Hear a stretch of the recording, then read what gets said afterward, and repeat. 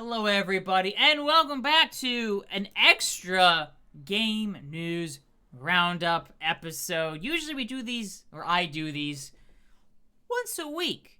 But since, 2 days ago when I last did one, it is now Wednesday, September 7th. Or if you're watching this on YouTube, it goes up the following morning, so it'll be September 8th. If you watch this day, it goes up. Or if you're watching this sometime in the future, you could ignore everything I just said. But we have some gaming news to discuss.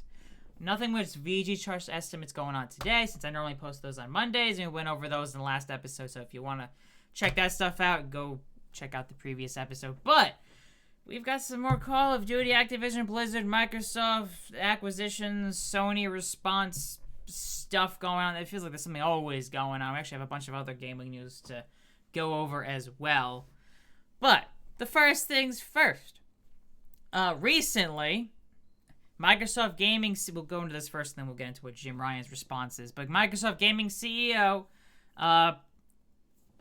basically said that Microsoft sent a signed agreement to Sony to guarantee Call of Duty on PlayStation with feature and content parity for at least several more years beyond the current Sony contract, an offer that goes well beyond typical gaming industry agreements. So this is what Microsoft Gaming CEO Phil Spencer recently stated, and now PlayStation CEO Jim Ryan has responded in a statement sent to games industry, basically said that the deal, the promise from Microsoft, since Microsoft said just several more years, apparently the deal was for 3 more years, and he says the deal was inadequate on many levels. So Ryan's direct quote, I hadn't intended to comment on what I understood to be a private business discussion, but I feel the need to set the record straight because Phil Spencer brought this into the public forum. Microsoft has only offered for Call of Duty to remain on PlayStation for 3 years after the current agreement between Activision and Sony ends. We don't know exactly when the agreement ends, but most people seem to think the current agreement between Sony and Activision is 2024 is be the last year of that agreement, which means 3 more years beyond that would be 2027. But Ryan continued, after almost 20 years of Call of Duty on PlayStation, their proposal was inadequate on many levels and failed to take account of the impact on our gamers. We want to guarantee PlayStation gamers continue to have the highest quality Call of Duty experience, and Microsoft's proposal undermines this principle. So that is what Jim Ryan has to respond with what Phil Spencer stated. So who knows if the deal doesn't, we're still waiting on the deal to close for Microsoft's acquisition of Activision Blizzard. It's been approved, I want to say, by 2 places. Saudi Arabia has been confirmed. UK is going into a phase 2 investigation. Who knows with the FTC, the European Union, and any other places that are looking into this and have to approve the acquisition. But yeah, since the marketing deal between Sony and Activision for Call of Duty is believed to end in 2024, again, 3-year promise from Microsoft, again, would mean potentially the last Call of Duty game on PlayStation consoles could be in 2027. Again, it depends if this agreement, the acquisition, is approved. This whole thing going back and forth is getting a bit crazy. It feels like every week there's something going on here. It's like, oh my goodness, what is actually happening? I mean, technically, Microsoft could say, okay, when the deal with Sony and Activision is done, if the Activision Blizzard becomes part of Xbox and Microsoft, then they could technically just keep Call of Duty off PlayStation immediately. So, but also it's potential that even though they have a potential deal to keep it on PlayStation for another 3 years, they could just every 3 years, 4 years, Microsoft and Sony come together and work out a new deal to keep Call of Duty coming out on PlayStation. Or for the facts, just you look at Minecraft, that was multi-platform, and then they required Mojang, the developer, and Minecraft was acquired by Microsoft, and Minecraft is still a multi-platform game and franchise, including Minecraft Dungeons and the upcoming Minecraft, is it Legends? I could be wrong on the name of another Minecraft game that's coming out, but there's another Minecraft game coming out. Will also remain multi-platform. So at this point, it's just speculation of what will happen. It sounds like at least through 2027, Call of Duty will be coming out on PlayStation consoles. which does roughly line up with the start of what would likely be the 10th generation of consoles, the PlayStation 6 and the Xbox something or other, the Series X squared, Series S squared. I have no idea what they're gonna call it. Who knows? But they roughly will line up with that, because usually it's 7 or 8 years between consoles. And, PS5, Series X and S came out in 2020. 2027 will be 7 years, so... But then again, with the shortages and all the delays, I can see this generation lasting another year, so maybe 2020. Maybe even 2029, but probably 2027, 2020 is most likely when the next... I know we're talking about next gen, but we're talking about 5 or 6 years away. And then maybe... Who knows? I mean, Call of Duty... I'm just like, at this point, it's just getting ridiculous and frustrating and just... and then here I am, like, I'm getting frustrated, but I still write up on all the gaming news because, one, it gets good views, and two, well, it's big and important news. I want to write up on all the, important news that is out there for the gaming news. And so I do write up on some smaller stuff, some indie games, some variety instead of all just the biggest news, the biggest, whatever, handful of gaming news every day, as well as a handful of some smaller indie stuff that gets announced. But, so yeah, that is PlayStation's response to Microsoft's initial statement from earlier this week? What was this? 5 days ago. So, end of last week.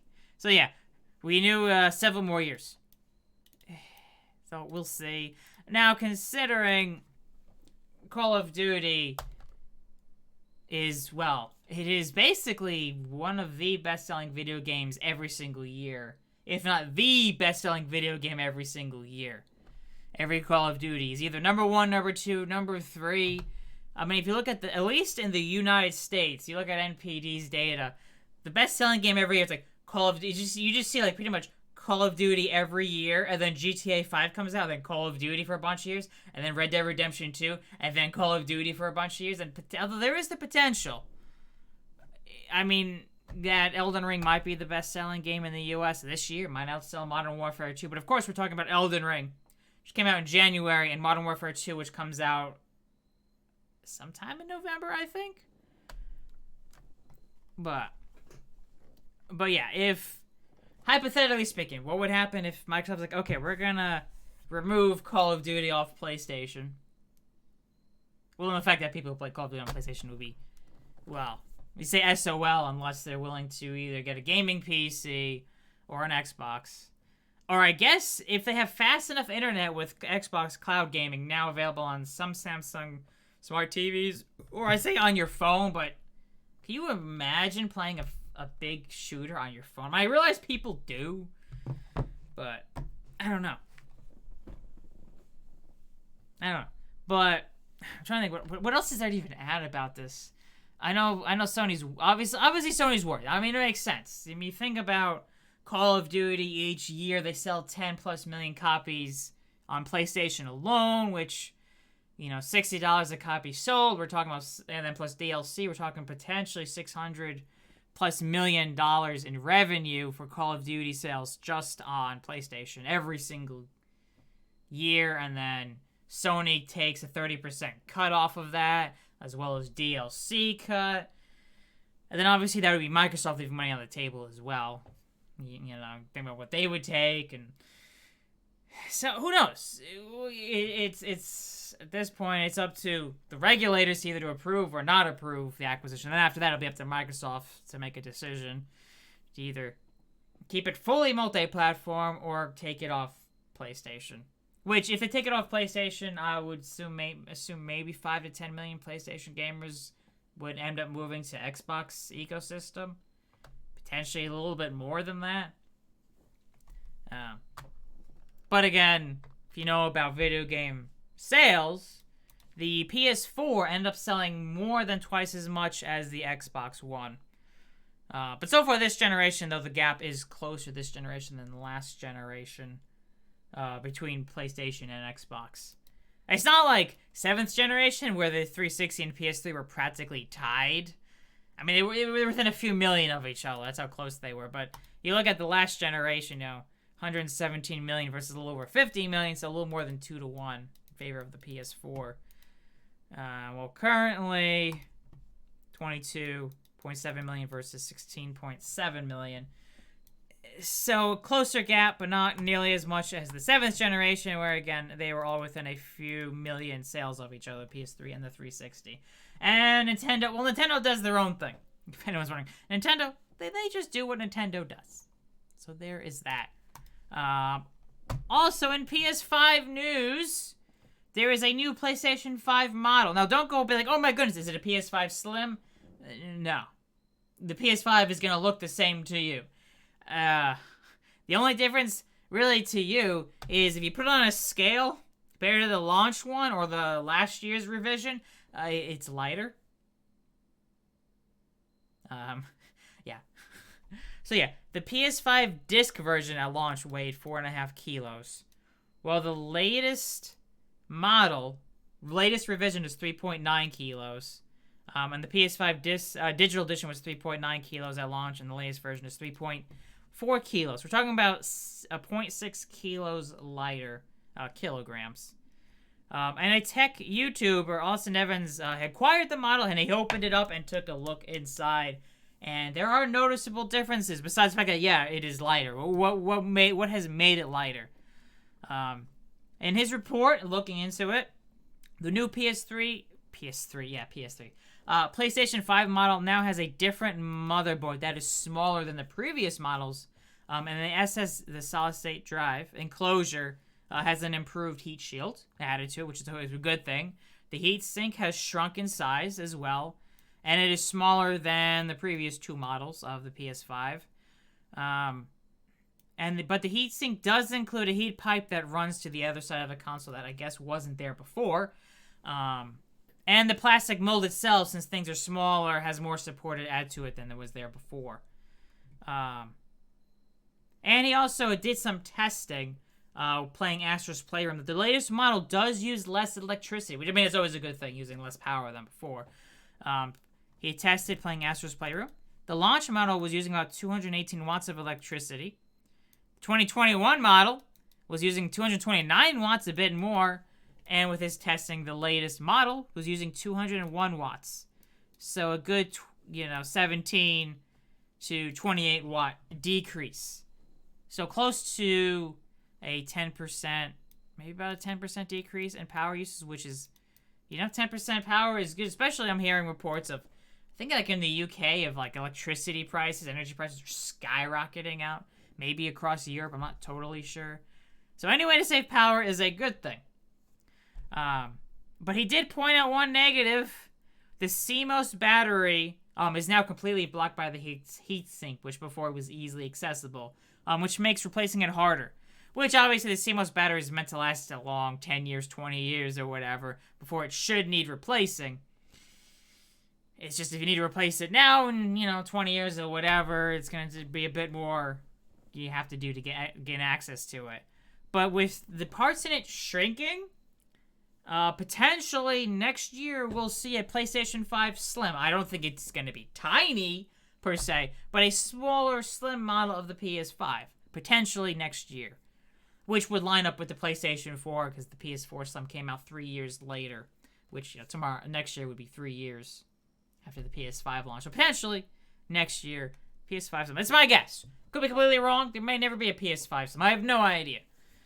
But also you would think these differences would lower how much it costs Sony to produce the PS5, although they did recently increase the price of the PlayStation 5 in most of the world. I think pretty much everywhere outside the US. Upwards of like a 10% increase in price. Sometimes some places a lot less, some places I think a little bit more, but upwards of about 10% increase in price. Because I think like in Europe, went from like 500 to 550 euros for the main PS5 model. Although, don't quote me on that. Could have the numbers wrong. But, so yeah, new lighter PS5 model. Then potential next year, possibly PS5 Slim. So, now in Xbox news, this has already been leaked, but now Microsoft has officially announced the a white Xbox Elite Series 2 controller. The Elite Series controller being like their high-end, professional, whatever, gaming controller, which is far more expensive. However, this new controller is actually cheaper than the previous Elite controller, because they're calling this the Xbox Elite Wireless Controller Series 2 Core, which is priced at $130, which is $50 cheaper than the current black version. Also, the new controller comes out Wednesday, September 21st, if anyone is curious. But why is it $50 cheaper? Because it doesn't include all the accessories that the main Elite Series 2 controller includes. So if we go to here, this comparison here, the standard one and the core one, which the core one comes with a thumbstick adjustment tool and a USB-C cable as their accessories. The standard one also includes a charging dock, paddles for the back of the controller, four extra thumbsticks to change in and out, a new D-pad that you can change out from this D-pad here to a more standard D-pad, and a carrying case. So you want to say, if you don't care about all this extra stuff, you can save $50 and buy the cheaper one. And, however, if you want to in the future, be like, oh, I bought it, damn it, I want to buy the new accessories, they will be available for sale for $60, which includes all of the missing accessories here, including the charging dock. So it's a white version of this, which we take a quick look. Oh, that climbed quite a bit. If you're curious, you'll want it. Yeah, like a pro. So there are improvements. I personally, it's too much for me. $50 is generally what I'm willing to spend on a controller at most. Anything more than that's like eh. The 130 is a bit much for me. But it does have a lot of the other movements. So you can adjust the tension on the thumbsticks or how much the triggers can go down. You have different customizable profiles, which the standard controller doesn't have. Right here, if you're curious. So. Yeah, Xbox Elite Series 2 controller in white. Let's see. We now have CD Projekt Red coming out with a bunch of different news. They announced an expansion for Cyberpunk 2077 coming out next year, specifically for the PS5, Xbox Series X and S, and PC, not for the PS4 and the Xbox One. And alongside the expansion, they announced, and actually I think released as well, an update called Edge Runners Update, which is patch 1.6 for the game. However, they did also announce this is also the final and last update for the PS4 and Xbox One version of Cyberpunk 2077. So that's it. If you're playing the game on PS4 and Xbox One, this Edge Runners Update, that's all you're going to get. And any other updates after that will be exclusive to next gen, or I guess current gen at this point, PS5, Series X and S, and PC. So, hopefully. I mean, I haven't played the game yet. I just heard about how buggy it was, so I've just been waiting, and at some point, maybe I'll pick it up. I mean, I hear it's a decent game other than the bugs. But yeah, Phantom Liberty expansion, Cyberpunk 2077. We can take a quick look. Yeah, 1 minute teaser trailer. Let's take a quick look at this. Repeat after me. I, V, do solemnly swear. I, V. Again, this comes out sometime in 2023. That I shall faithfully serve the new United States of America. They said this is the only major expansion for Cyberpunk. United States of America. On behalf of all Americans, I thank you for your service. You know, taking that oath. Bad idea.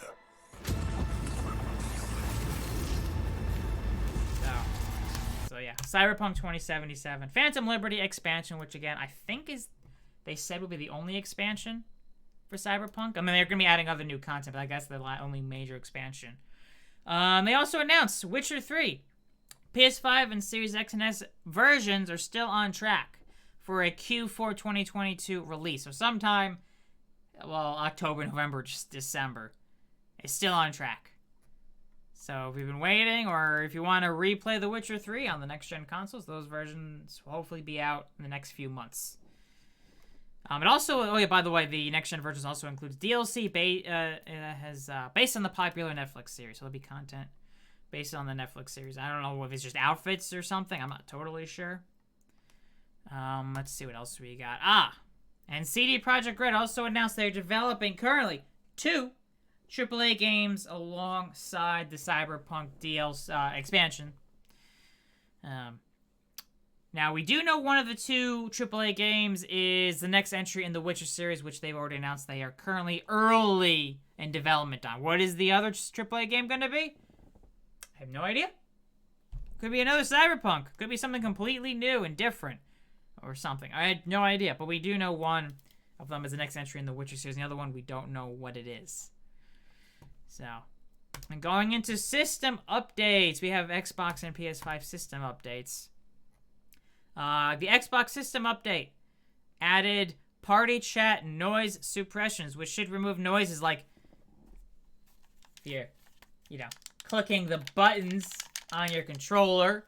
You should breathing and any other background noises from your parties, which I'm shocked it took this long. I mean, personally, I don't use voice chat on consoles. I usually use Discord on my PC when playing games with other people, even if I'm on consoles, just because it's just easier and everyone I know uses Discord. So yeah, that's the main thing with this Xbox update. If you use party chat on Xbox, that is some good news. Noise suppression. And one other little thing, which isn't too much. Basically, you view a screenshot or a game clip from your friend. You're like, that looks cool. You can now instantly play the game through Xbox Cloud Gaming. It's an option when you view that stuff or wherever the game was recorded from. If you have the Xbox Game Pass Ultimate and good enough internet for cloud gaming. Or I'm assuming if you have the game installed, you can click on it to boot up the game, potentially. I'm guessing. I could be wrong, but, And PS5 update. System software update for the PS5 now supports 1440p resolution, which for me is great because my TV's 1080p. At some point, I'll get a 4K television. I'm waiting on the OLED prices to drop some more. I get to 55-inch OLED TV for $800 or less, then I'll pick one up. But my main monitor is 1440p. So, it's nice to use it for gaming. But yeah, PS5 now has 1440p resolution support. Game lists and more is what the update has added. So, the update includes several highly requested features like 1440p HDMI video output and game lists, as well as social features like the ability to request a share screen from a fellow party member, easily view new friends' profiles, and receive a notification to help you join a friend's game more quickly from a party chat. Additionally, you can now compare 3D audio and stereo audio on the same screen and more easily access in-program activities from game hubs. So, PS5 update. Again, most of these be rapid-fire gaming news, but that is PS5 software update. And Nintendo has announced a new limited edition Nintendo Switch OLED model based around Pokemon Scarlet and Violet. The Nintendo Switch OLED model Pokemon Scarlet and Violet Edition is set to launch in select stores and on the My Nintendo store on November 4th. For $359.99, which is $10 more than the standard OLED. But $10 more, and if you're a big Pokemon fan, you like the look of the new Switch OLED, I think that's not too bad. It's like I could discuss it, or I could just quickly show the trailer about it if you want to look at it.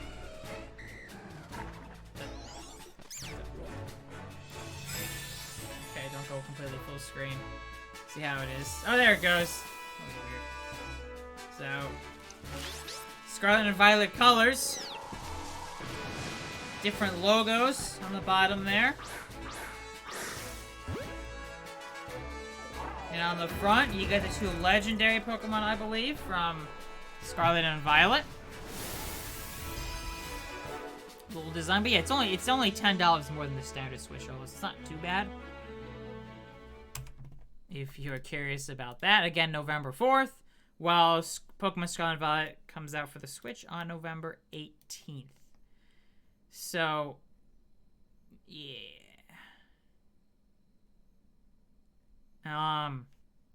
But yeah, let's see. Oh yeah, the legendary Pokemon Kara. Yeah. And this person, or Pokemon, are featured on the front side of the dock. On the back side of the dock is a Pokeball in the corner. And this console itself features the 3 starter Pokemon on it. I couldn't tell you how to pronounce any of them, but, you know, there you go. And yeah, the Joy-Cons match the main colors of the 2 games, Scarlet and Violet.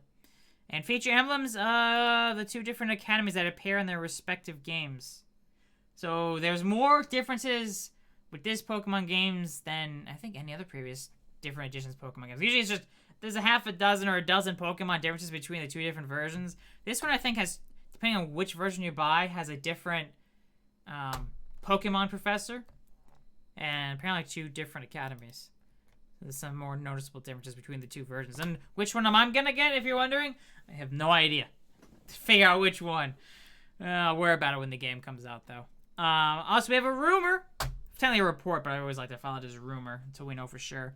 Ubisoft is set to announce, well, I mean, we'll know in a few days, on Saturday, several new Assassin's Creed games on Saturday at its Ubisoft Forward. Ubisoft last week did announce the next Assassin's Creed game is called Assassin's Creed Mirage. And we'll be providing a new look at the future of Assassin's Creed this Saturday, September 10th. But a new report from Bloomberg claims Ubisoft will announce several new Assassin's Creed games during the Ubisoft Forward. This is according to people familiar with the company's plans as well as some other media reports. The sources claim Ubisoft will showcase 2 major titles in the franchise as well as a mobile title. One major title is codenamed Red, is set in Japan, while the other game is codenamed Neo or Hex, and is set during the later stages of the Holy Roman Empire and has a focus on witch trials, which likely means they have nothing to do with Assassin's Creed Mirage. So we'll be seeing Assassin's Creed Mirage and potentially 3 other Assassin's Creed games. So yeah, the 2 major titles are potentially part of what people have been calling Assassin's Creed Infinity, which is kind of like a future platform Assassin's Creed. So you have that, and then you can select different Assassin's Creed games within it. Yeah, which is a platform for future entries in the series. The 2 games, however, they're not expected to launch until 2024 or potentially later. And Assassin's Creed Mirage has been rumored to be coming out early 2023. Again, rumored. We'll see. Also, hey, Ness, you made it. Welcome. No worries. Trying to clean up the mess of crafting. Hey, you know, when you craft, messes are bound to happen, and then cleaning up is always the worst part of it. So yeah, if you want to check it out, Ubisoft Forward this Saturday, September 10th, 12 p.m. Pacific, 3 p.m. Eastern, 8 p.m. UK time on YouTube and Twitch. Although there will be a pre-show providing updates on already released Ubisoft games, starting I think 25 or 30 minutes beforehand for the Ubisoft Forward. And let's see, we got a few more things we can quickly go through. Tencent, Chinese company, has acquired a minority stake in the Guillemot. The owners of Ubisoft Brothers Limited Company, the company that is run by Ubisoft's co-founders and has the largest stake in Ubisoft. Apparently, Tencent has acquired a 49.9% minority stake in Ubisoft's Guillemot Brothers. It could be Guillemot, I'm not totally sure. It's a French name. But yeah, Tencent has invested 300 million euros in the Guillemot Brothers Limited for 49.9% economic stake in the company. This will give Tencent 5% voting rights. Guillemot Brothers Limited, with the investment, has the potential to increase its total stake in Ubisoft up to 29.9%. And Ubisoft Board of Directors has allowed Tencent to increase its direct stake in Ubisoft from 4.5% up to 9.99%. And Tencent will not be able to sell its shares in Ubisoft for 5 years. It will not be allowed to increase its stake above 9.99% for a period of 8 years. So Ubisoft is looking for a cash injection, and this seems to be one way to have done it. As they've been... Well, if anyone doesn't know, Ubisoft has more employees than any other gaming publisher out there. More than all of Xbox, all of PlayStation, all of Activision Blizzard, all of Nintendo. way more. It's I don't know, I forget the exact number, but it's like 15,000 or 20,000 employees at Ubisoft across all of their studios around the world. It's a lot. And they haven't released much in the way of new games in the last couple of years. So, I guess they needed the little bit of extra cash. Let's see, a couple more things to quickly talk about. PlayStation owners, there is, well, new gray camouflage accessories coming out this fall. Gray camouflage DualSense controller, gray camouflage PS5 covers. So you pop off the covers of your PS5 and you get these and you place them on there if you want. And headset, gray camouflage headset. The gray camouflage collection will be releasing this fall. Pre-orders will open up on September 15th. The controller and console covers will launch worldwide on October 14th, and the Pulse 3D wireless headset will release sometime in December. And last quick bit, PlayStation hardware chief is retiring in October. Officially on October 1st. He joined Sony in 1986, and in 2008 joined the PlayStation division at the company, where he oversaw hardware engineering and operations. He basically oversaw the engineering of the PS4, PS4 Pro, PS5, and PlayStation VR. Lintao will be replacing him and will be charged with development of future PlayStation hardware generations. And as a quick side note, Sony began development of the PS5 in 2015. It came out in 2025 years later. Most generations are 7 or 8 years long, which means the PS6 will probably come out in 2027 or 2028, as I stated much earlier on in the video. So potentially later this year, maybe sometime next year, Sony will start very early development on the PS6, potentially. Or maybe a PlayStation 5 Pro. Although considering the power of the PS5, I don't really see that happening, especially with how expensive the PS5 is. But potentially PS6 very early development starting next year. And that will do it for today's Game News Roundup. So if you're watching this on YouTube, as always, hit the like button. Be sure to subscribe. I usually do these on Mondays, live on Twitch, twitch.tv/TrunksWD. But today was a special one due to that big statement from Jim Ryan on Xbox's Call of Duty proposals saying it was inadequate.